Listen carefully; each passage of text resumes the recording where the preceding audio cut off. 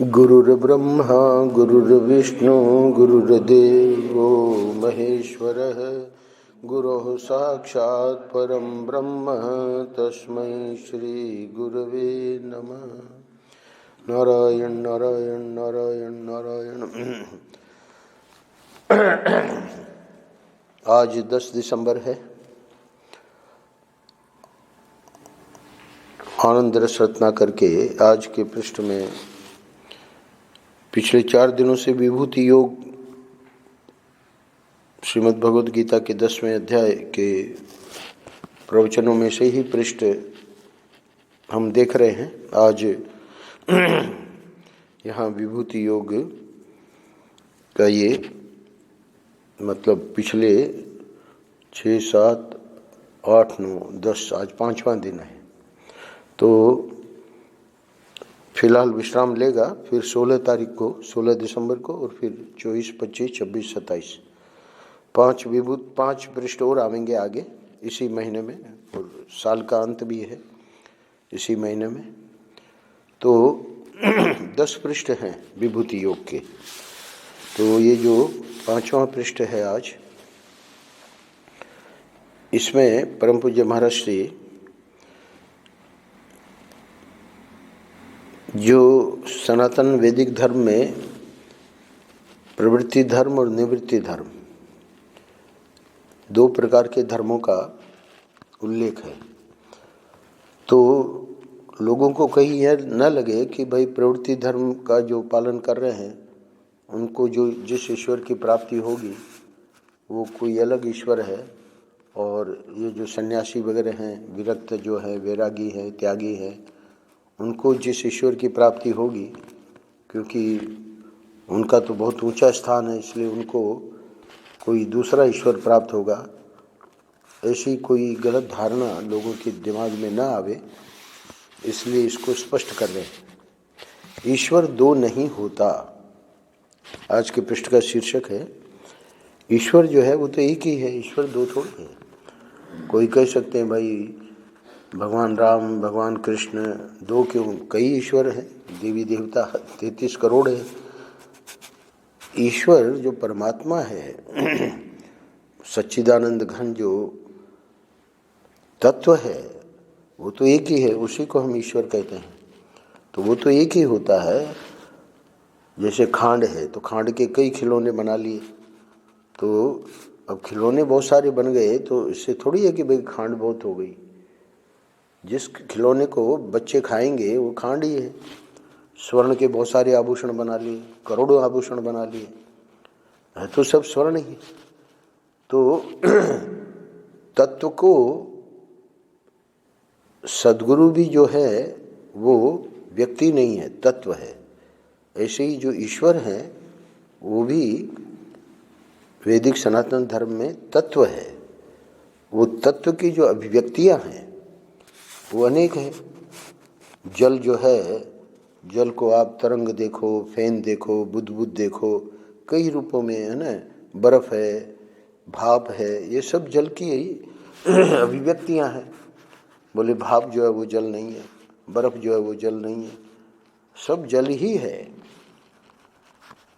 तरंग हो, फेन हो, बुदबुद हो, बर्फ हो, जल है ना, भाप हो, कुछ भी हो, सब जल का ही रूप है। तो ऐसे ही जो परमात्मा है, जो ईश्वर है, सनातन वैदिक धर्म में जिसको हम ईश्वर कहते हैं, परमात्मा कहते हैं, उसको ब्रह्म भी कह देते हैं। तो वो तो मूल में एक ही है, और अब वो जब उत्पत्ति करेगा तो उसी का नाम ब्रह्मा हो जाएगा, जब वो पालन करेगा उसी का नाम विष्णु हो जाएगा, वही परमात्मा जब संहार करेगा उसी का नाम शंकर हो जाएगा, वही जब अवतार लेंगे तो उनका नाम राम हो जाएगा, अथवा कृष्ण हो जाएगा, अथवा नृसिंह हो जाएगा। अनेक अवतार लिए हैं, वामन अवतार आदि आप लोग सब जानते हो। तो ईश्वर 2 नहीं होता, हमेशा ध्यान रखना है। जो हम लोग सनातन धर्मी हैं, तो ये आज का पृष्ठ बहुत इम्पोर्टेंट है। आपको धर्म की एक साधारण सी बात सुनाता हूँ। जो प्रवृत्ति धर्म के पालन से फल मिलता है वही निवृत्ति धर्म के पालन से भी फल मिलता है। व्यक्ति को लगे कि हमारे सदगुरु हैं वो तो सन्यासी हैं, हम तो गृहस्थ हैं, है ना। तो वो गृहस्थ जो है, सदगृहस्थ अपने प्रवृत्ति धर्म का पालन कर रहा है, तो उसको प्रवृत्ति धर्म के पालन करते करते जो फल मिलेगा, अगर उसकी चाह है कि मुझे भी ईश्वर की प्राप्ति हो, तो उसको जिस ईश्वर की प्राप्ति होगी, वो जो निवृत्ति धर्म का पालन कर रहा है हमारे जैसे लोग, तो ऐसा नहीं है कि उनको कोई अलग ईश्वर मिलेगा। प्रथम वाक्य में ही महर्षि ने स्पष्ट कर दिया कि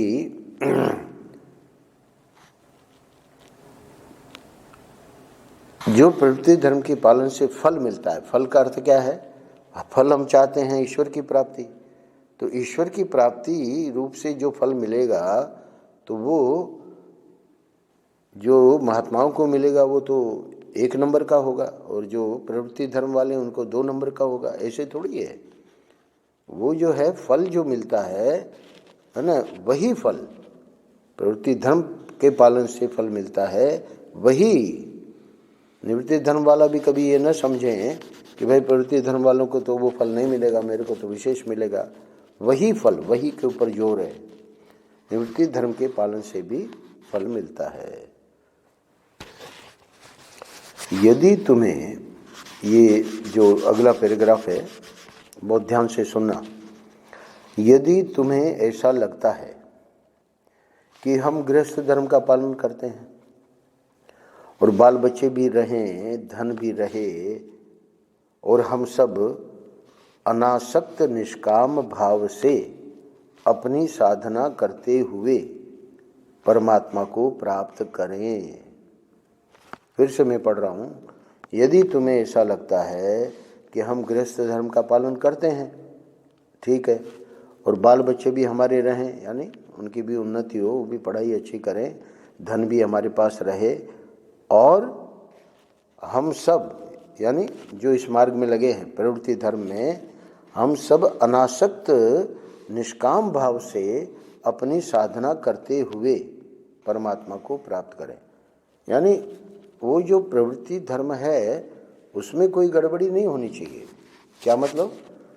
वो हमारे पास जो धन है हमारे पास, क्योंकि ऐसे ऐसे भगवान के वाक्य हैं भागवत में कि भाई मैं जिस पे कृपा करता हूँ तो उसका धन में हरण कर लेता हूँ, है ना। तो बेचारा उठ घबरा जाएगा कि भाई हम क्या परमात्मा को प्राप्त करें, हमको पहले तो अपना बाल बच्चों को देखना है ना, तो इसके लिए धन रहना ये सब जरूरी है।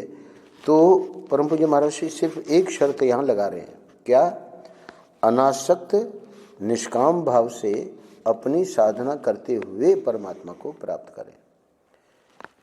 धन रहे पर वो धन किसका है? धन मेरा है, ये आसक्ति है, अहमता और ममता। शरीर रहे हमारा, स्वस्थ रहे, पर ये शरीर किसका है? मेरा है। ये क्या है? अहमता, ये अज्ञान है, अहमता और ममता। संक्षेप में समझना हो तो हमारी गलती कहाँ है? अहमता और ममता। वो चाहे आप लोग हो, गृहस्थ लोग हो, चाहे सन्यासी हो, अगर वो अहमता ममता उसकी बनी हुई है तो वो अनासक्त नहीं है, वो आसक्त है। तो महर्षि शर्त क्या रख रहे हैं? हम सब अनासक्त। तो फिर अनासक्त रहने से फिर कैसे काम चलेगा? काम बहुत बढ़िया चलेगा, क्योंकि सब ठाकुर जी का है। भाई किसी की चीज़ है और हम उस पर अपना अधिकार बतावें तो ये तो चोरी हो गया। तो वस्तु ठाकुर जी की है और हम उसमें, है ना, अपना अहमता और ममता जो कर रहे हैं, तो यही तो हमारा अज्ञान है। इसी से तो हमको दुखी रहना पड़ता है, दुख का और कोई कारण नहीं है। तो अनासक्त जब वो बंदा बना रहेगा और निष्काम भाव से अपनी साधना जो हम कर रहे हैं, तो साधना हम जब करते हैं या जो भी हमको गुरु ने बताया, पाठ है, जप है, पूजा है, जिसकी जो भी साधना है ना, मौन है, बहुत सारी साधनाएं करते हैं। तो क्या कह रहे हैं महर्षि? वो साधना जो है उसमें सकाम जोड़ देते हैं। भाई ये हम कर रहे हैं, इसका फल हमको ये मिल जाए, इससे हमारा कोर्ट का केस ठीक हो जाए, इसमें हमारी, है ना, वो बीमार है वो ठीक हो जाए, तो वो जो ये सकाम हो गया, ये साधना हमारी निष्काम नहीं हुई। तो दो शर्त है, एक तो अनासक्त रहना है गृहस्थ को, और दूसरा निष्काम भाव से साधना करनी है। अगर ये दोनों बातें हैं तो बाल बच्चे भी बने रहेंगे, धन भी बना रहेगा, सब प्रकार का है ना सुख संपत्ति बनी रहेगी, और परमात्मा भी प्राप्त हो जाएंगे। परमात्मा को प्राप्त करने के लिए अब जितना हम साधन कर रहे हैं उसका हमने सकाम यानी इससे हमारे को ये फल मिले, तो फिर परमात्मा फल कहाँ मिलेगा? प्रथम पंक्ति में क्या है? प्रवृत्ति धर्म के पालन से जो फल मिलता है वही निवृत्ति धर्म के पालन। तो निवृत्ति धर्म वाला तो उसको तो परमात्मा ही चाहिए, तो प्रवृत्ति वाले को फिर वो कैसे फल मिलेगा जब वो सकाम करते जाएगा? तो इसलिए निष्काम भाव और अनासक्त, अगर ये दो शब्द पकड़ लिए तो बात समझ में आ जाएगी आज के पृष्ठ की। तो शास्त्र की दृष्टि से इसमें कोई आपत्ति नहीं है। शास्त्र नहीं कहता कि भाई तुम क्या गृहस्थी में पड़े हो, है ना, मनुष्य जन्म मिला है। शास्त्र तो कहता है कि बहुत सही कर रहे हो। स्वामी राम सुखदास जी के एक शिष्य आए थे, लोग आते ही रहते हैं समय समय पे, तो कलकत्ता से अकेले आए थे, पत्नी तो कलकत्ता में थी। बताया, उनके गुरुजी राम सुखदास जी थे, तो अपने गुरुजी के बारे में बताया, बहुत बढ़िया बात बताई। बोले स्वामी जी, हमको गृहस्थ आश्रम में प्रवेश करने की बिल्कुल रुचि नहीं थी। वो महात्मा के पास आ रहा है इसीलिए तो आ रहा है, क्योंकि जुड़ा हुआ है, शुरू से ही महात्मा से जुड़ा हुआ है, बचपन से ही। उनके माता पिता स्वामी राम सुखदास जी के शिष्य थे, तो वैसे संस्कार हो गए बालक में। तो उसने बताया कि हमारी बिल्कुल रुचि नहीं, और माता पिता कहें कि शादी करो। अब हम बड़े परेशान, हमने बहुत मना किया, बहुत मना किया। तो फिर बाद में उन्होंने एक शर्त रखी, हमारे माता पिता ने, कि अगर गुरुजी कह दें कि इसको शादी करने की ज़रूरत नहीं है, हम मान लेंगे, तुम जाओ गुरुजी के पास। ऐसा नहीं कि गुरुजी को पहले उन्होंने सिखा दिया, गुरुजी काहे को किसी की सीख में आवेंगे। तो बोले गुरुजी के पास तुम जाते ही हो और तुम उनसे पूछ लो, अगर वे कहें कि इसकी शादी मत करो, हम नहीं करेंगे। तो अब उसको तो पक्का था कि गुरुजी हाँ क्यों कहेंगे, जब गुरुजी को पता है कि इस बच्चे का शुरू में ही भजन में मन लगता है, तो वो तो बड़े विश्वास के साथ गया। अब स्वामी राम सुखदास जी से अपनी बात बताई कि ऐसी ऐसी बात है, तो अब उन्होंने क्या जवाब दिया? बोले बेटा, हमारे कहने से तुम शादी कर लो। अब बेचारा जिस भाव से गया था, अब गुरुजी ने ऐसे कहा तो उसके ऊपर तो पानी पड़ गया। अब करे तो क्या करे? गुरुजी से ही आशा थी कि वो बचा लेंगे, और वही कह रहे कि कर लो। अब भगवान ने भी अच्छी बुद्धि दी थी उसको, तो उसने हमको बताया कि स्वामी जी, हमने गुरुजी को प्रश्न किया कि आप हमको शादी करने के लिए कह रहे हैं, तो मेरा प्रश्न ये है कि आपने शादी क्यों नहीं करी? प्रश्न बहुत बढ़िया था, तो गुरुजी तो गुरु ही होते हैं। क्या बढ़िया जवाब दिया है राम सुखदास जी महाराज ने। बोले बेटा, हमने शादी नहीं करी इसलिए तुझको कह रहे हैं कि तुम कर लो। क्या अर्थ हुआ? यानी ये मार्ग जो है ये कोई हंसी खेल नहीं है।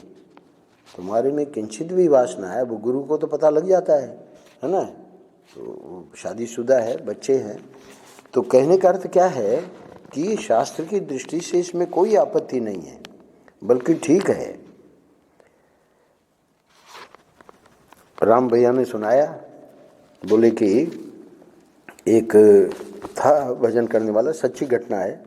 तो बाबूजी जो उसके पितामह थे, अब तो 3 साल हो गया, उनका शरीर पूरा हो गया, मेरे कमरे में उनका चित्र है उनके पितामह का। संत थे वो, 15 साल से गृह त्याग कर दिया था।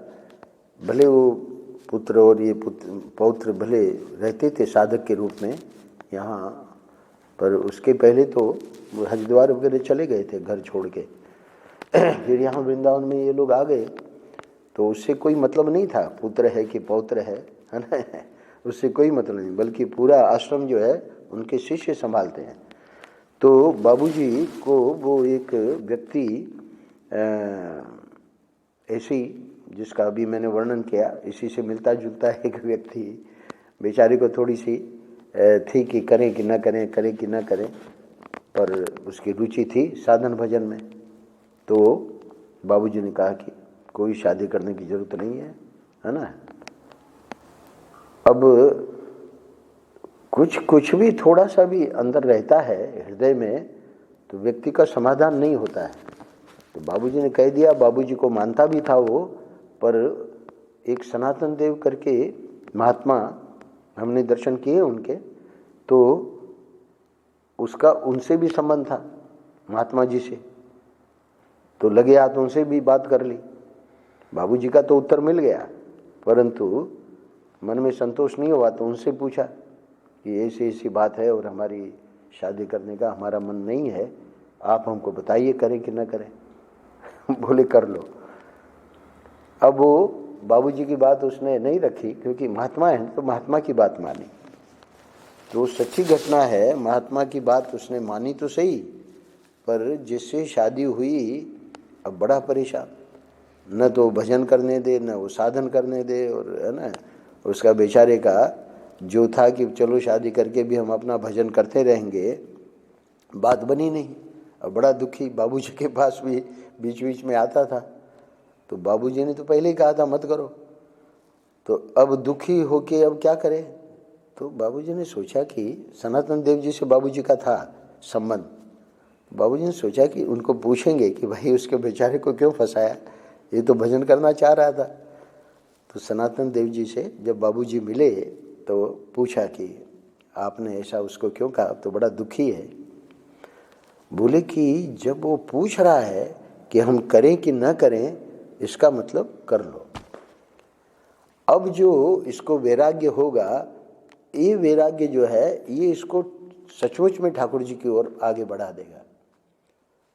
जब तक मन में किंचित भी वासना है ना, हमारे राम प्रसाद तैयार है ना। तो सच अच्छी बात है। महर्षि क्या करे, शास्त्र की दृष्टि से इसमें कोई आपत्ति नहीं है, बल्कि ठीक है।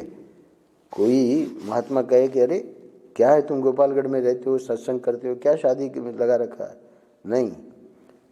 अभी मैंने 2 घटनाएं सुनाई, दोनों में वो जो कलकत्ता वाला आया उसने भी बताया कि क्यों गुरुजी ने कहा कि शादी कर लो। जब हमने पूछा गुरुजी को कि आपने क्यों नहीं की, कितना बढ़िया जवाब दिया गुरुजी ने, हमने नहीं की इसलिए तुमको कह रहे हैं कि तुम कर लो। यानी हमको इसका अनुभव है कि ये कितना कठिन मार्ग है, निवृत्ति मार्ग कठिन है। पूर्व की साधना होती है इसलिए, और गुरुओं की कृपा होती है इसलिए व्यक्ति आगे बढ़ जाता है ना, ठाकुर जी की कृपा होती है। बाकी तो आप देख रहे हो जेल में पड़े हैं लोग, है ना। तो गृहस्थ को भी वही ईश्वर मिलता है जो सन्यासी को मिलता है, क्योंकि ईश्वर 2 नहीं होते। तो महर्षि की तो मुख्य बात आज यही बतानी है कि जो ईश्वर है वो तो एक ही है। तो किसी को ये नहीं सोचना चाहिए कि भाई हम जब गृहस्थ है तो हमको वो ईश्वर थोड़ी मिलेगा जो महात्माओं को मिलता है। तो फिर ये प्रवृत्ति धर्म निवृत्ति धर्म, ये 2 धर्म क्यों बना दिए? जब ईश्वर एक ही है तो 2 धर्म क्यों है? महर्षि इसका उत्तर दे रहे हैं। अब इसके संबंध में एक रहस्य और है, वह यह है कि कोई पूछे कि तब धर्म को 2 प्रकार का क्यों बताया, एक प्रवृत्ति धर्म दूसरा निवृत्ति धर्म। समाधान, वैदिक सनातन धर्म की ये विशेषता है कि आप पहले श्रद्धा करके और आगे बढ़ो, उसके बाद कोई भी प्रश्न आपके चित्त में है उसका समाधान महात्मा लोग करेंगे। हमारे शास्त्रों में कोई ऐसा प्रश्न नहीं है जिसका समाधान नहीं है। क्या समाधान दे रहे हैं? धर्म 2 प्रकार के इसलिए बताए जाते हैं कि किसी किसी के अंतःकरण में सहज वैराग्य होता है ना, जन्मजात कोई रुचि नहीं है।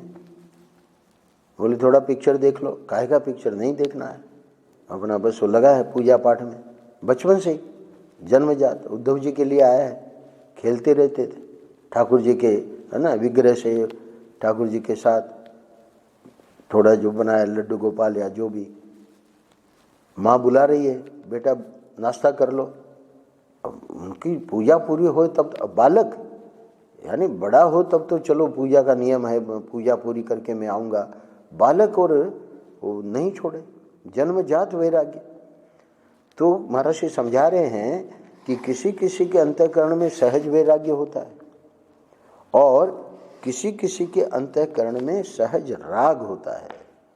तो राग का अर्थ क्या है कि ये जो संसार के विषय हैं और अपने कुटुंबी जन हैं और अपना शरीर है ना, उससे सहज राग है। उससे ऐसा नहीं है कि खाया तो खाया, नहीं खाया तो नहीं खाया, है ना, मिला तो मिला, नहीं मिला तो कोई बात नहीं, है ना। अरे भाई खिचड़ी हो या कुछ भी हो, सब में आनंद है। पर नहीं, वो राग जो है रोटी ही मिलनी चाहिए। खिचड़ी मिलेगी तो हम सर जी हम यहाँ नहीं रहेंगे, चलो कोई बात नहीं भाई, कात्यायनी में चाहो अपने हाथ से बनाओ खाओ, है ना। तो कह रहे हैं कि धर्म दो प्रकार का इसलिए बताए जाते हैं कि किसी किसी के अंतःकरण में सहज वैराग्य होता है और किसी किसी के अंतःकरण में सहज राग होता है। अतएव यह दो फल के लिए दो धर्म नहीं है। फल तो ईश्वर एक ही मिलेगा, तो फिर यह दो अधिकारी के लिए, यानी एक रागवान है दूसरा वैराग्यवान है, तो रागवान के लिए प्रवृत्ति धर्म और वैराग्यवान के लिए निवृत्ति धर्म। तो दो अधिकारी के लिए दो धर्म है, क्योंकि फल में तो भेद ही नहीं है। शुरू की पंक्ति में ही कह दिया कि वही फल मिलेगा, है ना, वही ईश्वर मिलेगा। अब एक दूसरा प्रश्न है। वो दूसरा प्रश्न क्या है, हमने सुन रखा है क्या? बोले भाई इसमें वैराग्य श्रेष्ठ है और राग कनिष्ठ है। समाज में ये वैरागियों का, त्यागी वैरागी महात्माओं को हम लोग, है ना, प्रणाम करते हैं, उनकी पूजा करते हैं, तो वैराग्य श्रेष्ठ है। और राग वाले की कहाँ पूजा होती है? वो तो बेचारा, है ना, लगता है कि हमारे से तो ये बहुत बड़े हैं। महर्षि कह रहे हैं कि ये बात बिल्कुल नहीं है। अंतःकरण में जो राग और वैराग्य आता है वह तो भिन्न भिन्न अंतःकरणों का स्वभाव होता है। अरे भाई मिर्ची लगाओ तो अब ये थोड़ी है कि उसमें आम की जैसी मिठास आ जाएगी। मिर्ची बीज जैसा है वैसा ही। तो अंतःकरण का जो स्वभाव है जन्मजात, है ना, तो वो अब एक ही माँ, उसी के रावण, उसी के कुंभकर्ण, उसी के विभीषण। तो विभीषण जो है तो वो एक ही माँ के पेट में, है ना, कोई बहुत पहलवानी करी है जिसने पूर्व जन्म में, वो भी उसके पेट में आ गया, और एक और बच्चा आ गया जिसने बहुत पढ़ाई करी है ना। अब वो माँ परेशान, क्योंकि ये पढ़ाई वाला बच्चा तो एक नंबर, है ना, फर्स्ट आवे क्लास में, और वो पहलवानी करके जो आया है वो क्रिकेट खेलता रहे, है ना। तो अब वो माँ परेशान कि इसको भी फर्स्ट आना चाहिए। तो ऐसे थोड़ी है, अलग अलग। देखिए क्या कह रहे महाराज जी, भिन्न भिन्न अंतःकरणों का स्वभाव होता है ना। इस बात को समझना चाहिए भाई। चलो इसमें ये, है ना, हुनर है तो ये सचिन तेंदुलकर बन जाएगा, है ना, इसको इसमें बढ़ाओ आगे। हमारे पास आए थे एक, बोले कि उस बच्चे को इतना बढ़िया आता है क्या, बास्केटबॉल या जो भी, तो उसका क्या करें, पढ़ाई करवाएं या क्या करें? हमने कहा दोनों करो, है ना, पढ़ाई भी जरूरी है और उसमें उसको उत्साह दो, उसको रोको मत, उसमें भी ज़्यादा से ज़्यादा वो खेले। तो कहने का मतलब भिन्न भिन्न अंतःकरण बचपन से ही पता लगता है कि अरे इसको चेस शतरंज में इतना दिमाग, है ना। छोटा बच्चा अब देखो कितना आगे बढ़ के रशिया जा रहा है और उधर ना भारत का नाम कमा रहा है। तो ये भिन्न भिन्न अंतःकरणों का स्वभाव होता है, किसी में राग है, किसी में वैराग्य है। यदि कहो कि शास्त्र में निवृत्ति धर्म की महिमा का वर्णन मिलता है, भाई आप, है ना, ऐसे ही लिपापोती कर रहे हो। निवृत्ति धर्म की महिमा तो शास्त्र में भी बताई गई है। अगर कोई ऐसा कहे और संन्यास वैराग्य आदि सबसे श्रेष्ठ मान्य है, आप प्रवृत्ति धर्म निवृत्ति धर्म का फल एक ही है, ये कैसे सिद्ध कर रहे हैं? भाई निवृत्ति धर्म तो आगे ही माना जाएगा।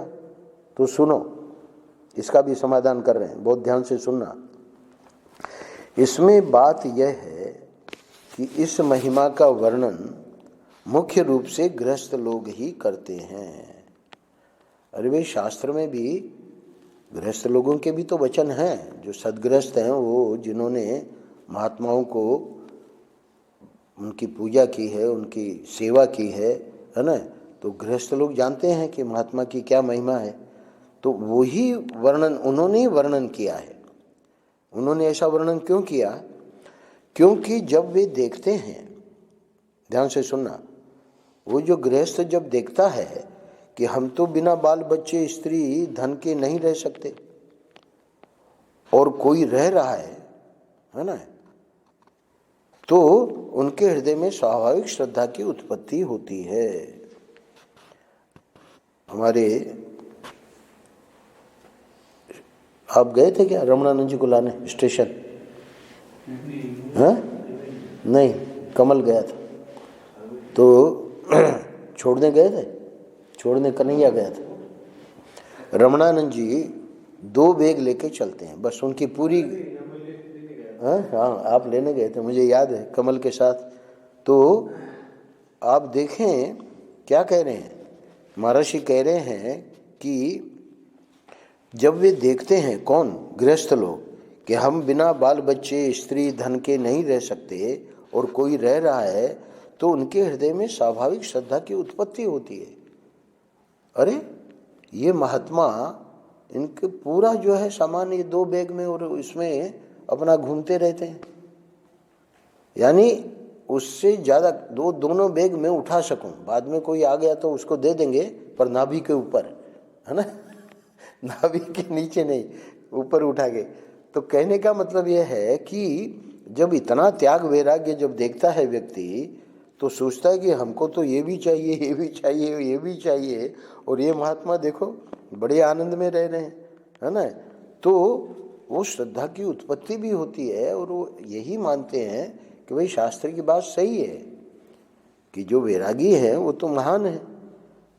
अच्छा, अब इसके एक प्लस पॉइंट भी है। पहले तो महाराज ने बता दिया कि जो गृहस्थ लोग हैं वही इसकी महिमा का गान करते हैं, पर भले महिमा का गान करें, वो गृहस्थों के लिए भी वो महिमा ठीक है। देखो आगे के वाक्य में क्या कह रहे हैं। एक बात इसमें यह भी है, बहुत ध्यान से सुनना, कि निवृत्ति धर्म को श्रेष्ठ मानने से प्रवृत्ति धर्म वाला संसार में आसक्त नहीं होता। ऊपर कहा ना, अनासक्त और निष्काम भाव से अपनी साधना करनी है। अरे तो हम तो अनासक्त हो ही नहीं पाते, क्योंकि उसी का चिंतन होता है। वो चाहे हमारा बालक हो, चाहे हमारा धन हो, चाहे, है ना, कुटुंबी हो, तो परमात्मा का चिंतन कहाँ होता? नहीं होता है। तो इसलिए महर्षि प्लस पॉइंट बता रहे हैं। प्लस पॉइंट क्या है कि निवृत्ति धर्म को जब श्रेष्ठ मानेंगे तो प्रवृत्ति धर्म वाला संसार में आसक्त नहीं होगा, यानी उसकी आसक्ति कम होती जाएगी।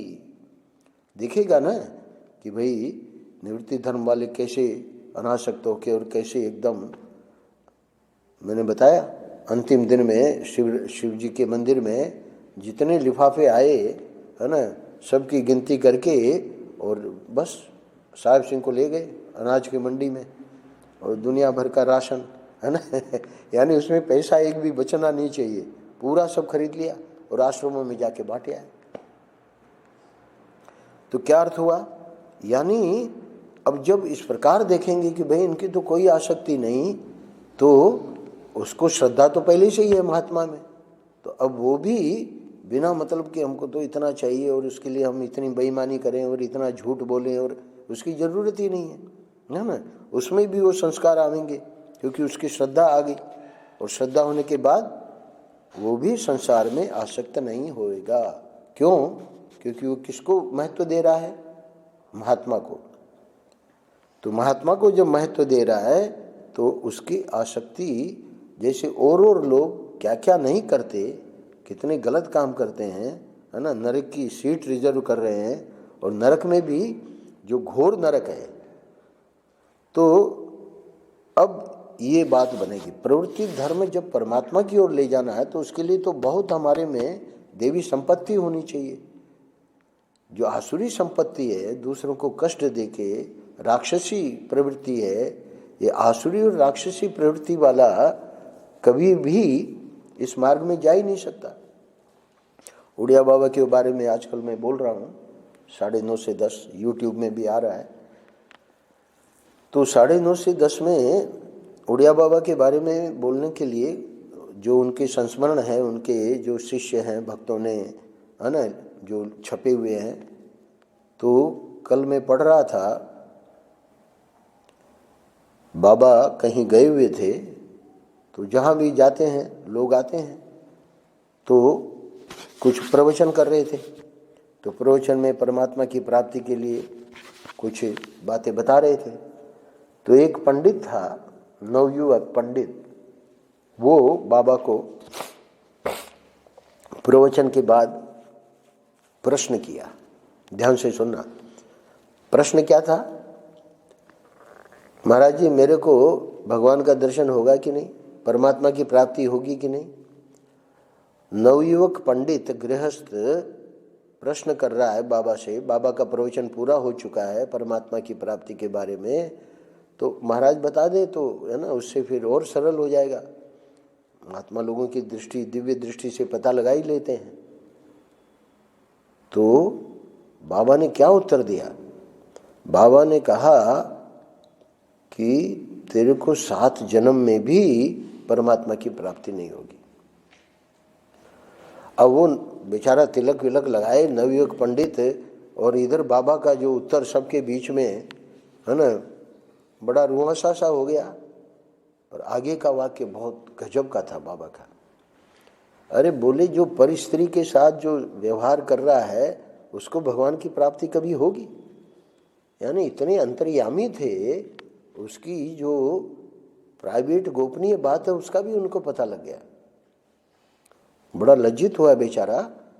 तो कहने का अर्थ क्या है कि परमात्मा की प्राप्ति के लिए अनासक्ति और निष्काम भाव से जो महर्षि ने ऊपर शर्त लगाई है वो करेगा। देवी संपत्ति जब आवेगी, हमारे में अच्छे गुण आवेंगे, तब न जाके, ईश्वर तो एक ही है।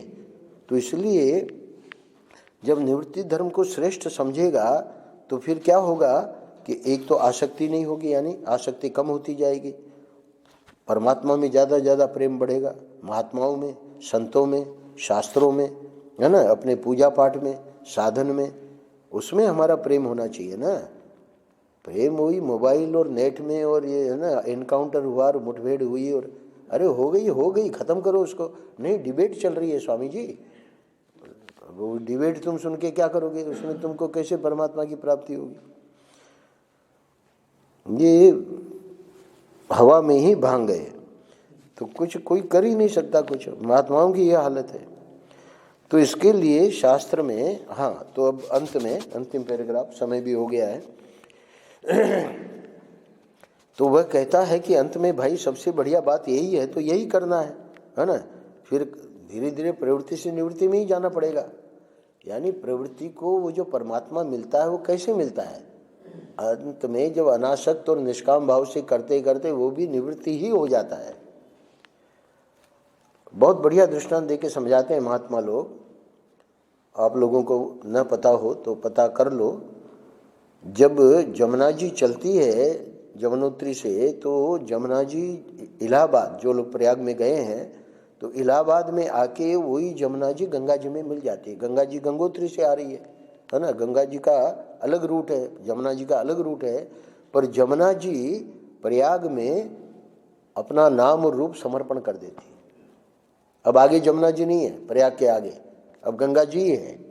क्यों? जमुना जी मिल गई गंगा जी में। तो वो जो एक लठ या जो लकड़ी का टुकड़ा जमुना जी में बह रहा था, तो वो गंगा सागर समुद्र में कैसे पहुंचा?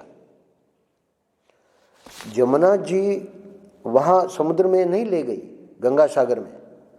जमुना जी ने तो वहां प्रयाग में आई और लठ का टुकड़ा उसमें बहते बहते बहते बहते और फिर गंगा जी में मिल गया। अब गंगा जी में जब जमुना जी मिल गई तो लठ का टुकड़ा गंगा जी में चला गया। अब गंगा जी उस लठ के टुकड़े को लेके गंगा सागर में पहुंच गई। तो प्रवृत्ति धर्म जो है वो प्रवृत्ति धर्म महाराज से क्या समझा रहे हैं? एक बात इसमें यह भी है कि निवृत्ति धर्म को श्रेष्ठ मानने से प्रवृत्ति धर्म वाला संसार में आसक्त नहीं होता। इसका अर्थ क्या हुआ कि धीरे धीरे वो अनासक्त हो जाता है, धीरे धीरे उसको निष्काम भाव से करते करते और वो निवृत्ति ही हो जाता है। अब देखिए, यानी एक सदगृहस्थ राम के पितामह वो कैसे संत हो गए? निवृत्ति धर्म हो गया प्रवृत्ति धर्म से। हमारे महाराज श्री पंडित शंतनु बिहारी द्विवेदी गृहस्थ थे, 2 बच्चे थे, अब वो सन्यासी कैसे हो गए? तो प्रवृत्ति धर्म का पर्यवसान निवृत्ति धर्म में ही होगा। जमुना जी का पर्यवसान गंगा जी में होके वो लठ जो है वो गंगा सागर में पहुंच जाएगा। तो उसकी जो पहुंचने की विधा है वो तो यही है। इसीलिए ऊपर शर्त लगा दी कि अनासक्त और निष्काम भाव से अपनी साधना करते हुए परमात्मा को प्राप्त कर सकता है। धन रहे, सब कुछ रहे, बाल बच्चे रहे, ऐसा थोड़ी कि बाबूजी को है ना गृह त्याग करने के पहले बाल बच्चों को सबको मतलब सब मिटा के और फिर बाद में निकले, ऐसा थोड़ी है। सब रहे, बहुत आनंद से रहे, उनके बच्चे भी आज भी है ना, बाबा भी है उनका, राम भैया तो कल आए ही थे। ऐसे ही महाराष्ट्र के जो पुत्र थे अभी पिछले साल ही बाबा जी आते थे यहाँ, संन्यास भी ले लिया था सच्चिदानंद जी से। तो वो सब रहते हैं, उनका सब काम चलता है। तो प्रवृत्ति से निवृत्ति में जाते हैं। अब ये बिल्कुल स्पष्ट हो गया आज का पृष्ठ। तो अंतःकरण 2 तरह के स्वभाव के होते हैं और दोनों भगवान के पास पहुंच सकें, इसके लिए शास्त्र में दोनों के लिए व्यवस्था है। व्यवस्था क्या है महाराज ने समझा दी। तो अब वो जो प्रवृत्ति वाले हैं वो कौन कौन है? वानप्रस्थ धर्म, गृहस्थ धर्म, ब्रह्मचर्य धर्म। तो इनका पालन करके, धर्म का पालन अभी किसी के द्वारा नहीं हो रहा है, सन्यासी के द्वारा भी नहीं, क्योंकि वर्णाश्रम धर्म इतना कठिन है। तो अब तो कलयुग आ गया ना, कोई अपने धर्म का पालन नहीं कर रहा है। तो इसलिए क्या कह रहे हैं?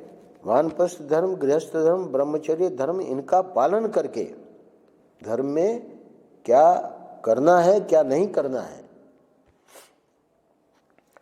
राग प्रधान अंतःकरण वाला भी अपने अंतःकरण को शुद्ध करके, शुद्ध कैसे होगा? जब वर्णाश्रम धर्म का हम ठीक ठीक पालन करेंगे, सत्य बोलना है, हिंसा नहीं करनी है, चोरी नहीं करनी है, बेईमानी, झूठ, कपट, ये सब है ना त्याग करना है, तो तब अंतःकरण शुद्ध होगा। प्रवृत्ति प्रधान धर्म के द्वारा ईश्वर को प्राप्त कर सकता है। और जिसके अंतःकरण में वैराग्य हो जाए वह संन्यास की ओर जाए। बहुत बढ़िया। तो बिना वैराग्य के, कल आए थे वो सज्जन हमारे पास, कमल से फिर वो फोन पे उनके लिए बात कर रहे हैं। अब वो गृहस्थ है, उनकी पत्नी वहाँ बिहार में है, पर उसको वैराग्य है ना, सन्यासी बनना चाह रहा है। तो जिसके अंतःकरण में वैराग्य हो जाए वह सन्यास की ओर जाए। बिना वैराग्य के, अंतिम वाक्य बहुत ध्यान से सुनना, बिना वैराग्य के घर गृहस्थी छोड़ना नहीं चाहिए। क्यों महाराज? वो आरूढ़ पतित हो जाता है।